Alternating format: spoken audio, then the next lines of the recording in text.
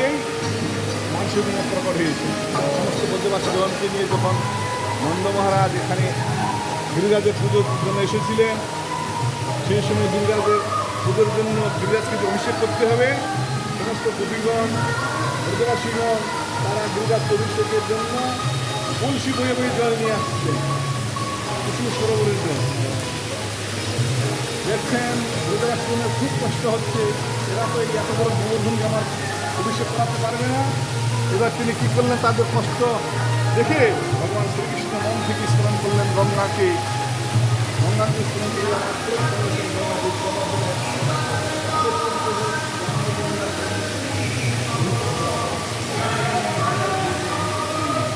আর ব্রজবাসীগণের অভিলাষ ছিল তারা গঙ্গা স্নান করবেন, সেই জন্য তাদের অভিলাষ পূরণের জন্য গঙ্গাকে প্রকট করেছেন এখানে। গঙ্গা প্রকট হলো, রাজের অভিষেক হলো, ব্রজবাসীগণ গঙ্গা স্নান করে লাভ। জয় হোক, পবিত্র ওই জন্য এটা দিয়েছি।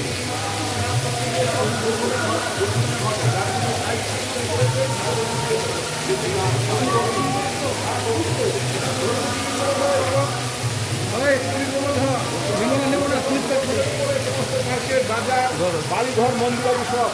আর ওই মন্দিরটি দেখছেন, ওই মন্দিরটি হলো বজ্রনাথের প্রতিষ্ঠিত, ওটা হলো হরিদেব মন্দির। ওই উপরে বড় মন্দিরটা আপনি